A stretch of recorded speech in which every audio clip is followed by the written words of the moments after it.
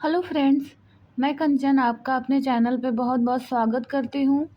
और आज हम देखेंगे भूगोल टेस्ट सीरीज के अंतर्गत समुद्र विज्ञान का पार्ट नंबर 4। ये टेस्ट सीरीज यूजीसी नेट के साथ साथ यूपी पीजीटी, यूपी टीजीटी और असिस्टेंट प्रोफेसर के एग्ज़ाम्स के लिए काफ़ी हेल्पफुल है। तो आज का क्वेश्चन सीरीज है 76 से 100 तक। तो आइए एमसीक्यू स्टार्ट करते हैं। ये पूछ रहा है कि निम्नांकित में से किसका सुमेल नहीं है। ऑप्शन दिया है ए ब्राज़ील धारा, क्या यह दक्षिण अटलांटिक महासागर में चलती है। ऑप्शन बी है हम्बोल्ट धारा, ये क्या उत्तरी प्रशांत महासागर में चलती है। ऑप्शन सी है गल्फ स्ट्रीम, इसको दे रहा है कि उत्तरी अटलांटिक महासागर में चलती है। वो ऑप्शन डी है अबुलहास धारा, हिंद महासागर से संबंधित है। तो ये पूछ रहा है कि सुमेलित नहीं है, किसका सुमेल नहीं है। तो जो ब्राज़ील धारा है ये भी दक्षिण अटलांटिक महासागर में चलती है, ये भी सही है। गल्फ स्ट्रीम की बात करें तो ये उत्तरी अटलांटिक महासागर में ही चलती है। ऑप्शन डी ये भी अबुलहास धारा हिंद महासागर में ही चलती है। तो ये तीनों राइट है। जो सुमेलित नहीं है वो हो जाएगा ऑप्शन बी हम्बोल्ट धारा, जो कि उत्तरी प्रशांत महासागर में न चल के ये कहाँ चलती है, दक्षिणी प्रशांत महासागर में चलती है हम्बोल्ट धारा। इसे पेरुवियन धारा भी कहते हैं क्योंकि ये जो दक्षिणी अमेरिका है उसके यहाँ पे जो पेरू कंट्री स्थित है, इससे ही टच होके ये चलती है इसके तट पे, तो इसलिए इसको पेरुवियन धारा के नाम से भी जाना जाता है। नेक्स्ट क्वेश्चन देखते हैं, क्वेश्चन नंबर 78। ये पूछ रहा है कि हिंद महासागर में सागर धाराओं की नियमित दिशा में परिवर्तन के लिए निम्नलिखित कारकों में से कौन सा एक उत्तरदायी है। जो हिंद महासागर में धाराएं जो मौसम अनुसार परिवर्तित होती हैं, तो ऑप्शन ए है हिंद महासागर एक अर्ध महासागर है। ऑप्शन बी दिया है कि हिंद महासागर में मानसूनी प्रवाह पाया जाता है। ऑप्शन सी है हिंद महासागर एक स्थल परिबद्ध महासागर है। और ऑप्शन डी है कि हिंद महासागर में लवणता में अपेक्षाकृत अधिक विभिन्नता पाई जाती है। तो हमें बताना है इसमें कि जो हिंद महासागर की धारा में जो नियमित दिशा में जो परिवर्तन होता रहता है वो परिवर्तन किस कारण होता है। तो इसका जो राइट आंसर हो जाएगा ऑप्शन बी। हिंद महासागर में जो मानसूनी प्रवाह होता है, इस प्रवाह के कारण इन धाराओं का भी दिशा बदलता रहता है। तो इसका जो ऑप्शन बी है राइट आंसर हो जाएगा। नेक्स्ट क्वेश्चन देखते हैं, क्वेश्चन नंबर 79। ये पूछ रहा है कि विश्व में सबसे अधिक लवणीय सागर या झील है कौन सा है। इसमें सबसे लवणता किसमें अधिक पाई जाती है। तो आइए देखते हैं। ऑप्शन ए दिया है कैस्पियन सागर। ऑप्शन बी है great salt lake. Option C है मृत सागर। वो ऑप्शन डी है लेक झील और वान लेक। ये लेक दिया है, वान झील है, इसे हम लेक तो झील का हो ही जाएगा, वान झील। तो इसका जो राइट आंसर हो जाएगा, इसका राइट आंसर होगा, क्या होगा, ऑप्शन सी। जो मृत सागर है, डेड सी, सर्वाधिक लवणता यहाँ पे पाई जाती है। जो विश्व की सबसे लवणीय झील है, तो लवणीय झील में प्रथम स्थान आता है मृत सागर, डेड सी का। नेक्स्ट क्वेश्चन देखते हैं, क्वेश्चन नंबर 80 देखते हैं। ये पूछ रहा है कि सबसे गहरा समुद्री गर्त कौन सा है। इसमें ऑप्शन ए है नार्टन गर्त, ऑप्शन बी है चैलेंजर गर्त, ऑप्शन सी है मैनहट्टन, वो ऑप्शन डी है रिचार्ड्स। तो इसमें जो हो जाएगा सबसे गहरा समुद्री गर्त, इसका राइट आंसर हो जाएगा ऑप्शन बी चैलेंजर गर्त। जो चैलेंजर गर्त है, ये गर्त स्थित है उत्तरी प्रशांत महासागर में। नेक्स्ट क्वेश्चन देखते हैं, क्वेश्चन नंबर 81। ये पूछ रहा है महासागरों में जल धाराओं के बहने का कारण है। 4 ऑप्शन दिए हैं, इन ऑप्शनों में से हमें कारण को बताना है कौन सा कारण सही है। ऑप्शन ए है वायुदाब और हवाएं। ऑप्शन बी है पृथ्वी का परिभ्रमण और गुरुत्वाकर्षण। ऑप्शन सी है भूमध्य रेखीय व ध्रुवीय प्रदेशों के असमान तापमान के कारण। वो ऑप्शन डी है उपर्युक्त सभी। तो इसमें से हमें कारण बताना है जल धाराओं की उत्पत्ति के या बहने के। तो इसमें हो जाएगा वायुदाब और हवाएं। ये भी कारण है महासागरों की जल धाराओं के बहने में पृथ्वी का परिभ्रमण और गुरुत्वाकर्षण। ये भी कारण है, परिभ्रमण के कारण और गुरुत्वाकर्षण के कारण भी जल धाराओं के बहने में या बहाव को ये प्रभावित करते हैं। और भूमध्य रेखीय और ध्रुवीय प्रदेशों के असमान तापमान के कारण भी जल धाराओं को बहने को बल मिलता है या गति मिलता है। तो ये भी इसमें का जो है तीनों ऑप्शन सही हो जाएंगे। तो इसका जो राइट आंसर हो जाएगा वो हो जाएगा ऑप्शन डी उपर्युक्त सभी। तीनों कारण सही हैं। नेक्स्ट क्वेश्चन देखते हैं, क्वेश्चन नंबर 82। ये पूछ रहा है कि निम्नलिखित में से कौन सा सागर महासागरीय मरुभूमि के रूप में संबोधित किया जाता है। ऑप्शन ए है अरब सागर, ऑप्शन बी है लाल सागर, ऑप्शन सी है सारगैसो सागर, वो ऑप्शन डी दिया है चीन सागर। तो हमें इसमें बताना है कि महासागरीय मरुभूमि के रूप में जाना जाता है कौन। तो इसका जो राइट आंसर होगा वो हो जाएगा ऑप्शन सी, सारगैसो सागर को महासागरीय मरुभूमि के रूप में जाना जाता है। नेक्स्ट क्वेश्चन देखते हैं, क्वेश्चन नंबर 83।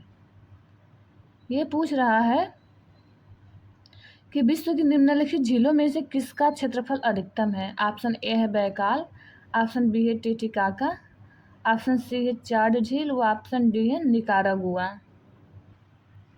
तो इसका जो राइट आंसर हो जाएगा वो हो जाएगा ऑप्शन ए बैकाल झील। जो बैकाल झील है ये पूरे विश्व की सबसे बड़ी झील है और ये स्थित है रूस में। रूस के साइबेरिया वाले भाग में इसकी स्थिति देखने को मिलती है। इसका जो क्षेत्रफल है 31,500 वर्ग किलोमीटर देखने को मिलता है। 500 वर्ग किलोमीटर में इसका क्षेत्रफल का विस्तार है। यदि टिटिकाका झील की बात करें तो ये विश्व की सबसे ऊंची झील है, यानी सबसे ऊंचाई पे स्थित झील है, जो कि दक्षिणी अमेरिका में सिचुएटेड है। ये बोलिविया और पेरू इन दोनों कंट्री की सीमा पे स्थित है।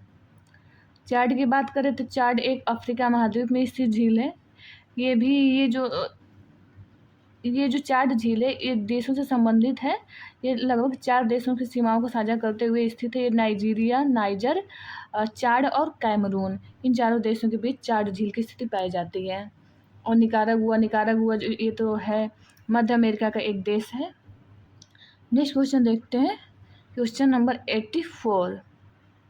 ये पूछ रहा है कि सूची ए को सूची 2 से सुमेलित कीजिए और नीचे दिए गए कूट में से सही उत्तर को चुनिए। सूची 1 में दिया है मध्य महासागरीय कटक है और सूची 2 में जो है सागर है। तो इसमें से हमें सूची 1 को सूची 2 के साथ मिलान करना है। तो देखते हैं, ऑप्शन ए में है कार्लसबर्ग कटक, ऑप्शन बी में मध्य अटलांटिक कटक, ऑप्शन सी है ईस्ट पैसिफिक राइज, वो ऑप्शन डी अंटार्कटिक कटक। तो इसका मिलान करते हैं। इसका जो मिलान होगा जो यदि मध्य अटलांटिक कटक की बात करें तो ये तो स्थित हो जाएगा इसकी स्थिति अटलांटिक महासागर में। यदि ईस्ट पैसिफिक राइज तो ये हो जाएगा प्रशांत महासागर में। कार्लसबर्ग कटक जो ये हिंद महासागर में स्थित है, वह अंटार्कटिक कटक ये जो स्थित है अंटार्कटिक महासागर में। नेक्स्ट क्वेश्चन देखते हैं, क्वेश्चन नंबर 85। निम्न में से किस तट में संकीर्ण महाद्वीपीय शेल्फ है। ऑप्शन ए है चीन, ऑप्शन बी है कनाडा, ऑप्शन सी है उत्तरी ऑस्ट्रेलिया, व ऑप्शन डी है दक्षिण अमेरिका का पश्चिमी तट। तो इसका जो राइट आंसर होगा वो होगा ऑप्शन डी, दक्षिण अमेरिका का जो पश्चिमी तट है। जैसे यहाँ पे जो ये दक्षिण अमेरिका स्थित है, इसका जो पश्चिमी तट है यहाँ पे जो हमें चिली देखने को मिलता है, ये तट काफ़ी कटा फटा है यहाँ पे इसका। तो ये जो तट है सब ज़्यादा संकीर्ण है। नेक्स्ट क्वेश्चन देखते हैं, क्वेश्चन नंबर 86। ये दिया है कि निम्नलिखित में से क्या समुद्र तल में वैश्विक परिवर्तन लाने के लिए उत्तरदायी है। यानी समुद्र तल में जो वैश्विक परिवर्तन देखने को मिलता है किन किन कारणों से देखने को मिलता है हम देखते हैं। इसमें जो ये होगा ऑप्शन ए है समस्थितिक, ऑप्शन बी है जलवायुवी, ऑप्शन सी सुस्थितिक व ऑप्शन डी दिया है पटल विरूपणीय, जो क्वेश्चन 86 है। तो जो इसका राइट आंसर होगा वो होगा ऑप्शन ए समस्थितिक। जो समुद्र तल में वैश्विक परिवर्तन आता है उस स्थिति को कहते हैं समस्थितिक या आइसोस्टेसी। नेक्स्ट क्वेश्चन देखते हैं, क्वेश्चन नंबर 87। ये दिया है सूची 1 को सूची 2 से सम्मिलित कीजिए। एक तरफ दिया है समुद्र तलीय आकृतियां हैं और दूसरी तरफ दिया है सूची महासागरों में कौन सी आकृति या कौन से जो समुद्री तलीय आकृति है वो किस महासागर में स्थित है। तो ऑप्शन ए है सोकोत्रा चैगोस रिज, ऑप्शन जो स्विट्जबर्जन रिज है, ऑप्शन सी में मिड अटलांटिक रिज, वो ऑप्शन डी में है कोकोज रिज। तो आइए मिलान करते हैं इसका। जो कोकोज रिज है वो तो पता है हमें कहाँ ये है, प्रशांत महासागर में स्थित है। यदि मिड अटलांटिक रिज की बात करें तो ये है अटलांटिक महासागर में। और जो सोकोत्रा चैगोस रिज है ये है हिंद महासागर में स्थित है। व स्विट्जबर्गेन रिज जो है ये आर्कटिक महासागर में है। नेक्स्ट क्वेश्चन देखते हैं, क्वेश्चन नंबर 88। ये पूछ रहा है कि आंकड़ों का ऊर्ध्व या अधो उत्थापन को निरूपित करने वाले सतह क्षेत्र का अनुपात को दर्शाने वाले ग्राफ को कहा जाता है। ऑप्शन ए दिया है इसमें अल्टीमेट्रिक वक्र, ऑप्शन बी है फ्लूवियोमेट्रिक वक्र, ऑप्शन सी है मार्फोमेट्रिक वक्र, व ऑप्शन डी है हिप्सोमेट्रिक वक्र। तो इसका जो राइट आंसर हो जाएगा ये हो जाएगा ऑप्शन डी हिप्सोमेट्रिक वक्र, जो यह उत्थापन को निरूपित करता है या फिर जो स्थलीय उत्थापन होता है, कहाँ पे ढलान है, कहाँ पे फिर वो उत्थान हो रहा है, इन सब को जिस वक्र द्वारा दर्शाया जाता है उसे हिप्सोमेट्रिक वक्र कहते हैं। नेक्स्ट क्वेश्चन देखते हैं, क्वेश्चन नंबर 89 दिया है कि हिप्सोमेट्रिक कर्व के द्वारा निम्नलिखित में से क्या दिखाया जाता है। ऑप्शन ए है तापमान, ऑप्शन बी है वर्षा, ऑप्शन सी है उच्चावच या ऑप्शन डी दूरी। तो इसका जो राइट आंसर हो जाएगा वो हो जाएगा ऑप्शन सी उच्चावच। ठीक, नेक्स्ट क्वेश्चन देखते हैं, क्वेश्चन नंबर 90 पूछ रहा है कि कार्माडेक खाई ट्रेंच कहाँ स्थित है। ऑप्शन ए है उत्तर पूर्वी अटलांटिक महासागर, ऑप्शन बी है दक्षिणी पश्चिमी प्रशांत महासागर, ऑप्शन सी है दक्षिण पूर्वी हिंद महासागर या ऑप्शन डी उत्तरी पूर्वी प्रशांत महासागर में। तो जो कार्माडेक खाई स्थित है ये स्थित है दक्षिण पश्चिमी प्रशांत महासागर में, इसका राइट आंसर होगा ऑप्शन बी। नेक्स्ट क्वेश्चन देखते हैं, क्वेश्चन नंबर 91। ये पूछ रहा है कि निम्नलिखित में से कौन सा द्वीप अपने लवण पटल संसाधनों के लिए जाना जाता है। ऑप्शन ए है Isle of Man, option B Saint Martin द्वीप, ऑप्शन सी है नॉरफॉक द्वीप, व ऑप्शन डी है परासल द्वीप। तो जो अपने लवण पटल संसाधनों के लिए जाना जाता है इसका राइट आंसर हो जाएगा option A Isle of Man द्वीप जो है ये लवण पटल संसाधनों के लिए जाना जाता है। नेक्स्ट क्वेश्चन देखते हैं, क्वेश्चन नंबर 92 जो पूछ रहा है ये पूछ रहा है कि निम्नलिखित द्वीपों में कौन अटलांटिक महासागर में नहीं अवस्थित है। इसमें ऑप्शन ए है बेफिन द्वीप, ऑप्शन बी है हिस्पानियोला द्वीप, ऑप्शन सी है जावा द्वीप व ऑप्शन डी है क्यूबा। तो जो अटलांटिक महासागर में नहीं अवस्थित है ये पूछ रहा है। तो ये तो तीनों बेफिन क्यूबा की बात करें या फिर हिस्पानियोला ये अटलांटिक महासागर में स्थित है, जो स्थित नहीं वो हो जाएगा जावा द्वीप। जो जावा सागर के पास स्थित है और जो कि ये प्रशांत महासागर का ही भाग है, तो ये कह सकते हैं कि जावा द्वीप की स्थिति प्रशांत महासागर में है। तो इसका राइट आंसर हो जाएगा ऑप्शन सी जावा द्वीप, जो कि अटलांटिक महासागर में नहीं है। नेक्स्ट क्वेश्चन देखते हैं, क्वेश्चन नंबर 93। समुद्रों में लहरें किन कारणों से विकसित होते हैं। ऑप्शन ए है मौसमी प्रभाव, ऑप्शन बी है चक्रवाती प्रभाव, ऑप्शन सी दिया है ज्वालामुखीय प्रभाव व ऑप्शन डी है उपयुक्त सभी। तो समुद्री लहरों किन कारणों से विकसित होते हैं, तो देखिए मौसमी प्रभाव जैसे कि हिंद महासागर की जो लहरें हैं महासागरीय उन पे मौसमी प्रभाव देखने को मिलता है। मौसमी प्रभाव के कारण उनका जो दिशा परिवर्तित होता रहता है। और हम चक्रवाती प्रभाव, तो चक्रवातों द्वारा भी लहरों की उत्पत्ति को प्रभावित करते हैं चक्रवात। और ज्वालामुखी प्रभाव के कारण भी लहरें प्रभावित होती हैं, क्योंकि ज्वालामुखी विस्फोट होता है जैसे महासागरों में, उसके विस्फोट के कारण भी वो लहरों की गति को प्रभावित करता है। तो इस तरह से इसका जो राइट आंसर हो जाएगा वो हो जाएगा ऑप्शन डी। उपयुक्त सभी तीनों ऑप्शन ये सही है, ऑप्शन डी। नेक्स्ट क्वेश्चन देखते हैं, क्वेश्चन नंबर 94। इस पूछ रहा है कि निम्नलिखित में से कौन सा युग्म सुमेलित नहीं है। एक तरफ गर्त दिया गया है और दूसरी तरफ ये दिया है किस महासागर में कौन से गर्त हैं।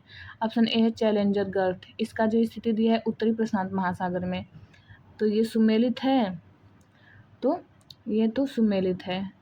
सुंडा और दिख दी है, बी में दी है सुंडा उत्तरी हिंद महासागर में। ऑप्शन डी सी दिया है वाल्डिविया दक्षिणी अटलांटिक महासागर में। ऑप्शन डी दिया है टोंगा गर्त दक्षिणी अटलांटिक महासागर में।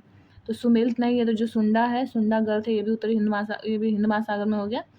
वाल्डिविया जो ये दक्षिण अटलांटिक महासागर में है स्थित, ये भी सही है, ये भी सही तीनों। और जो टोंगा है ये दक्षिण अटलांटिक महासागर में, ये जो स्थित है ये प्रशांत महासागर का गर्त है। जो टोंगा गर्त है प्रशांत महासागर का गर्त है। तो जो सही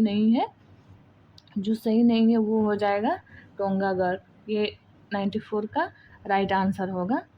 नेक्स्ट क्वेश्चन देखते हैं, क्वेश्चन नंबर 95 पूछ रहा है कि तट से सागर के गहरे भाग की ओर भूमिज निक्षेपों का निम्नलिखित में से कौन सा सही अनुक्रम है। सही उत्तर के चयन हेतु अधोलिखित कोड का प्रयोग कीजिए। नीचे दिए गए कोड का प्रयोग करके हमें बताना है कि भूमिज निक्षेपों का तट से सागर के गहरे भाग की ओर, यानी तट से सागर के गहरे भागों की ओर कौन से निक्षेप मिलते हैं।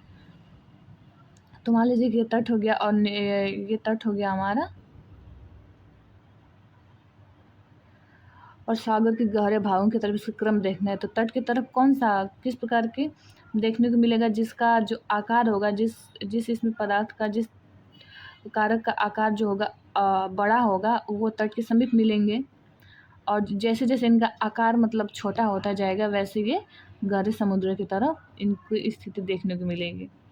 तो इस आधार पे हमें इसे क्रमित करना है। तो देखते हैं क्या होगा इसका राइट आंसर। तो इसमें यदि कणों के आकार देखें तो सबसे बड़ा जो कण का आकार होता है ये हो जाता है रेत का। रेत जो होता है सबसे बड़े आकार के कण होते हैं रेत के। इसके बाद आता है इससे थोड़े छोटे होते हैं गाद के, यानी गाद जो होता है इससे छोटे आकार होते हैं रेत के। इससे छोटे होते हैं मृत्तिका के, ठीक। मृत्तिका के बाद और सबसे जो छोटे आकार होते हैं कणों के, वो पंख के देखने को मिलते हैं। तो इस तरह से हम क्रमित करें तो हमें पहले मिलेगा रेत, रेत के बाद गाद, गाद के बाद मिलेगी मृत्तिका, फिर पंख। तो हो जाएगा 3, 4, 1 और लास्ट में 2। हाँ, तो इसका जो राइट आंसर हो जाएगा ऑप्शन डी हो जाएगा 3, 4, 1, 2। रेत, रेत के से छोटे गाद, गाद से छोटे मृत्तिका, मृत्तिका से छोटे पंख। नेक्स्ट क्वेश्चन देखते हैं, क्वेश्चन नंबर, ये देखिए रेत फिर गाद है, गाद फिर मृत्तिका, मृत्तिका से छोटे पंख। नेक्स्ट क्वेश्चन है 96। ये है कि अंतः सागरीय कंदराओं से संबंधित निम्न कथनों को पढ़िए तथा अधोलिखित कूट का उपयोग करते हुए सही उत्तर का चयन कीजिए। अंतः सागरीय कंदराओं के बारे में बताना है। ऑप्शन ए है ये लंबी सागरीय एवं गहरी घाटियां हैं। ऑप्शन 2 दिया है कि ये अधिकतर गहरे सागरीय मैदानों पर पाई जाती हैं। और ऑप्शन 3 है कि ये तंदुरी तटों के सहारे अधिक पाई जाती हैं। ऑप्शन 4 है कि WM डेविस के अनुसार इन कंदराओं की उत्पत्ति हेतु पंख तरंगे क्या है उत्तरदायी हैं। तो इसका जो राइट आंसर हो जाएगा ऑप्शन ए होगा 1 व 2। ये लंबी संकरीय एवं गहरी घाटियाँ होती हैं और ये अधिकतर गहरे सागरीय मैदानों पर पाई जाती हैं। नेक्स्ट क्वेश्चन देखते हैं, क्वेश्चन नंबर 97। मध्य अटलांटिक कटक निर्माण की प्रक्रिया लाक्षणिक उदाहरण है। किस कारण से वो जो मध्य अटलांटिक कटक निर्माण हुआ किस प्रक्रिया द्वारा हुआ है। ऑप्शन ए दिया है अभिसरण द्वारा, ऑप्शन बी 2 है अपसरण द्वारा, और ऑप्शन सी है कटान का, और 4 दिया है ऑप्शन सागर नेतल विस्तरण का। तो इसमें 4 ऑप्शन दिए हैं, ऑप्शन देख लेते हैं। तो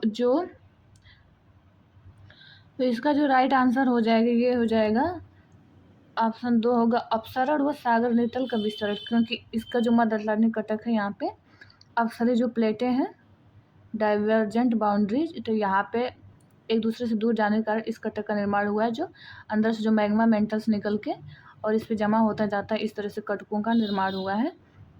तो इसका जो राइट आंसर हो जाएगा वो हो जाएगा ऑप्शन सी, 2 और 4। नेक्स्ट क्वेश्चन देखते हैं, क्वेश्चन नंबर 98। सूची 1 को सूची 2 से सुमेलित करना है। एक तरफ महासागर दिया है, दूसरी तरफ वही महासागरीय कटक। तो देखते हैं दक्षिणी अंध महासागर, दक्षिणी अंध महासागर में कौन सा कटक स्थित है? तो इसमें देखते हैं डाल्फिन कटक। डाल्फिन कटक हो जाएगा आपका उत्तरी अंध महासागर में। ठीक, जो चैलेंजर कटक हो जाएगा ये हो जाएगा दक्षिण अंध महासागर में। और इसमें जो लक्काद्वीप चेगोस कटक है ये स्थित है अरब सागर में। और जो कारगुल गासबर्ग कटक है ये है हिंद महासागर में। नेक्स्ट क्वेश्चन देखते हैं, क्वेश्चन नंबर 99। विश्व में सबसे चौड़ा महाद्वीपीय छज्जा पाया जाता है, यह सेल्फ कहा जा सकता है। ऑप्शन ए है दक्षिण कोरिया के पीत सागर में, ऑप्शन बी है कैलिफोर्निया तट के समीप, ऑप्शन सी है उत्तरी सागर में, या ऑप्शन डी नॉर्वे के जो आर्कटिक तट के समीप है वहाँ पे। तो इसका जो राइट आंसर हो जाएगा वो हो जाएगा ऑप्शन डी, नॉर्वे के आर्कटिक तट के समीप महाद्वीपीय सबसे चौड़ा महाद्वीपीय छज्जा पाया जाता है। नेक्स्ट क्वेश्चन देखते हैं, क्वेश्चन नंबर 100। ये है कि निम्नांकित कथनों पर विचार कीजिए, हम कोड से सही उत्तर चुनिए। ऑप्शन ए है महाद्वीपीय मग्न तट जो है महाद्वीपीय चबूतरे का विस्तृत है। ऑप्शन 2 है अंतः समुद्री महाखंड महाद्वीपीय मग्न तटों की प्रमुख आकृतियां हैं। ऑप्शन 3 दिया है महाद्वीपीय मग्न तट सागरीय अपरदन एवं नदीय जमाव के प्रतिफल है। ये तो हो गया। चौथा है कि भारत में विस्तृत मग्न तट पाए जाते हैं। ऑप्शन हमें इसमें देखना है, 4 दिया है, A B C D। तो इसमें से कौन सा सही है? तो इसमें यदि हम देखें तो ये तो सही हो जाएगा कि ऑप्शन 3 महाद्वीपीय मग्न तट जो है महासागरीय अपरदन एवं नदी जमाव के प्रतिफल है, मग्न तटों का निर्माण होता है। ये तो सही हो गया, तो 3 सही हो गया। ऑप्शन बी या सी सही हो सकता है, 2 में से। अब देखते हैं 1 या 2 में से कौन सा सही है। तो महाद्वीपीय मग्न तट जो होता है महाद्वीपीय चबूतरे का ही विस्तृत रूप होता है, विस्तार होता है अंदर तक थोड़ा, तो ये भी सही है, ऑप्शन 1 भी सही है। तो इसमें से जो सही हो जाएगा ये हो जाएगा ऑप्शन सी, 1 व 3 सही हो जाएगा।